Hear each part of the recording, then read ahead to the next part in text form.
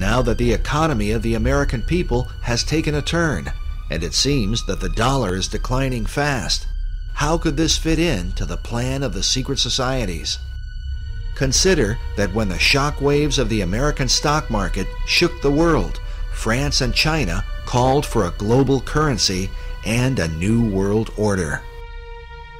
Which brings us to the other half of the dollar bill's design, the American eagle, that some believe represents the mythical phoenix, a bird that is said to destroy itself by fire. But according to Wolfram von Eschenbach, the power of the phoenix lies in the stone of destiny. In Parsifal, he writes, "By virtue of this stone, the phoenix is burned to ashes, in which she is reborn. Thus does the phoenix molt her feathers, after which she shines dazzling and bright, and as lovely as before."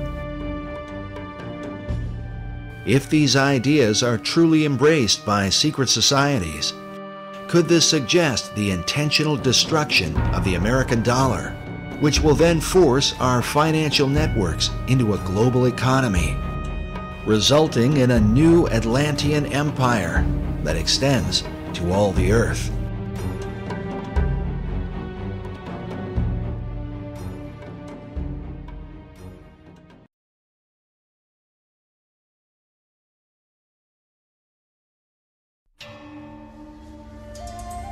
As Buff Perry mentioned earlier, the stone is also called the Chintamani stone. As a symbol, the stone unites the occult traditions of both Eastern and Western mysticism. One thing is certain: those who practice the occult believe this artifact is the key to achieving the great work of all secret societies. Mark Amaru Pinkham is the co-director of a group called the International Order of Gnostic Templars. In his article titled "Nicholas Roerich and the Chintamani Stone, a Holy Grail from Sirius," he writes that data regarding the Chintamani Stone maintains that it was brought to Earth by Syrian missionaries to eventually help precipitate a one-world civilization. He says there is some indication that one part of the stone has been the sacred stone of the Kaaba, which has united millions of Muslims around the globe. Pinkham goes on to write that it is known that a portion of the Chintamani stone was given to the League of Nations, whose stated goals were the creation of a one-world civilization. The association of the stone as a symbol of unity is an important part of how it is said to have come to America. It has to do with the secret history of America and why that stone arrived here, who brought it. Oddly enough, this mysterious artifact may provide the missing link to understanding how America has gone from being a Christian nation to a country beset with pagan statues, pagan monuments, and occult icons.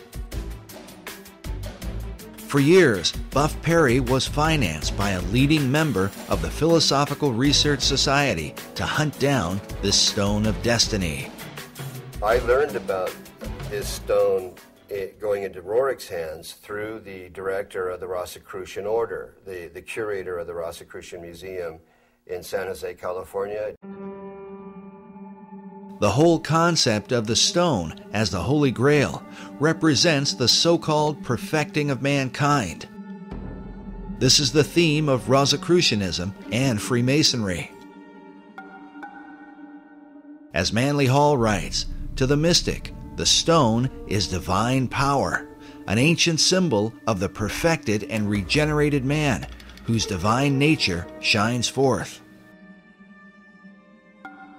After years of research, Buff Perry now believes the stone was brought to America by secret societies from Scotland in the years preceding the American Revolution. For them, the stone was to empower the foundation of a new republic. Why is it called the foundation stone for America? The foundation stone for America because it was brought here by the Jacobites who had been arrested at Preston in 1715 in their attempt to overthrow the kings. The kings in question are the line of English kings who succeeded King James II, who was deposed from his throne in 1688 and succeeded by William of Orange. But the supporters of James rebelled against the deposing of their favorite monarch. They were called Jacobites, a name derived from Jacobus, the Latin version of James. In short, the Jacobites were mostly Scottish Highlanders who were determined to restore James and the House of Stuart to the English throne. But the reason King James II was deposed presents a powerful clue as to why America has been steadily transformed into a cornucopia of pagan and occult philosophies. King James had proclaimed that Jews and Presbyterians and Quakers and Catholics and even Ottomans should be embraced by the Church of England. That's why he was deposed. So the subsequent formation of this Jacobite revolutionary social order was in reaction to his deposition and in support of his embrace of Jews, Presbyterians, Quakers, Catholics, and Ottoman Muslims. Since the Protestant English rejected James' ecumenical ideas and also feared that the hand of Rome was somehow involved, the Scottish Jacobites engaged in a series of rebellions against the new line of English kings. But their rebellions were ultimately crushed, and as a result, many of the Jacobite fugitives fled across the waters of the Atlantic to America. In 1715, there was a rebellion in a place called Preston, northern England. Many of the Jacobites were arrested and deported or exiled to America. Standish family, Anson family, notable families in American history, pre-revolutionary history. Families that then went on to become part of the War of Independence, the American Revolution. Notable Masons and Freemasons. These notable Freemasons were the survivors of the Jacobite resistance in Scotland, a land with a long history of secret societies, whose influence is both mysterious and extensive. Consider that centuries earlier, the Knights Templar fled persecution and are said to have hidden themselves within the Masonic lodges of Scotland.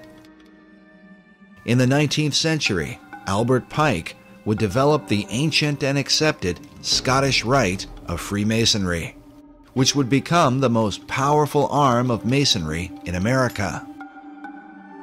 Meanwhile, President Woodrow Wilson once said that every line of strength in American history is a line colored with Scottish blood.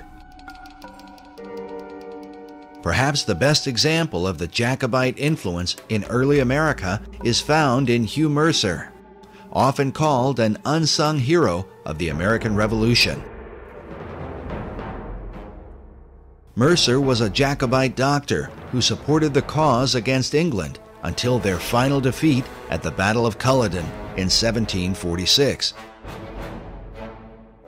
He was then forced to flee to America, leaving his homeland behind.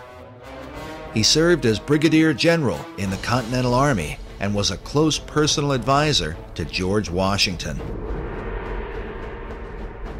It's even believed that it was Hugh Mercer who suggested that General Washington make his famous crossing of the Delaware River on Christmas of 1776. Incredibly, one of Hugh Mercer's children would marry into the Patton family and ultimately produce World War II hero General George S. Patton, whose blood and guts reputation was certainly in keeping with the Jacobite tradition. But in the years prior to the American Revolution, Hugh Mercer became a member of the Masonic Lodge in Fredericksburg, Virginia, the early members of which are said to be a who's who of Revolutionary War heroes.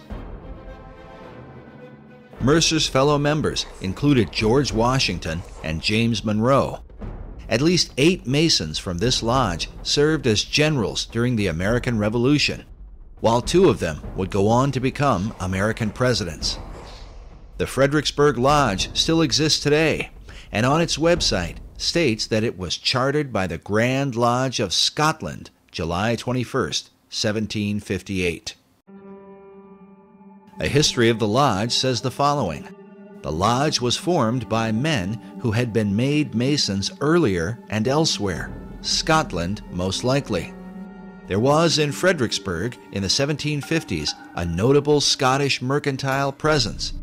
Many of those early lodge members bore Scottish surnames, and it was to Scotland, not England, that the lodge later turned for a proper charter. Is it possible that the influence of the Scottish Jacobite rebels worked as an undercurrent that helped to inspire the American Revolution? These families, they come under the general umbrella term Jacobite, were the real core population that led to ultimately to the War of Independence. Consider that the 3 Jacobite uprisings are referred to as rebellions.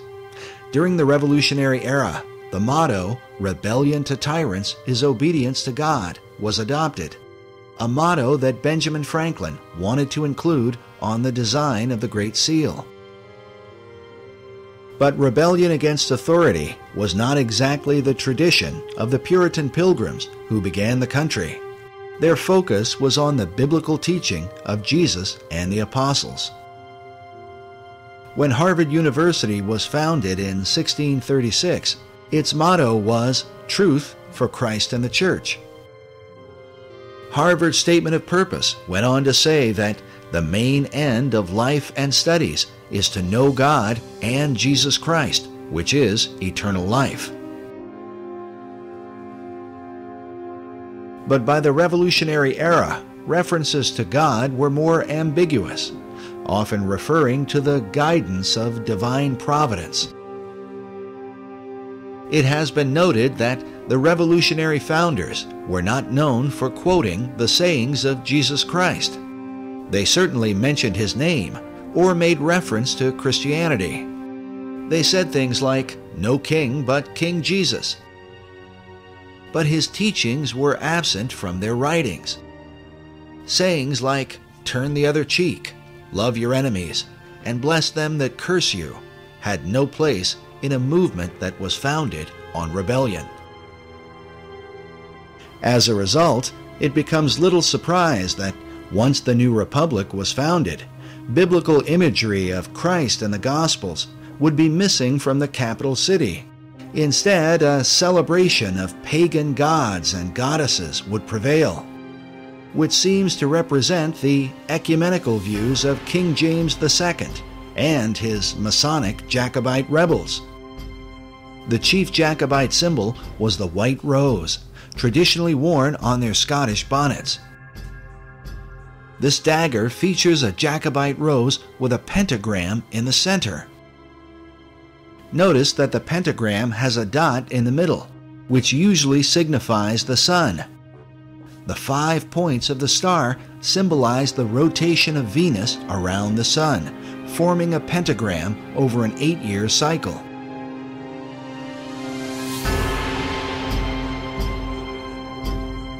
This symbol was well known to the secret societies of Europe.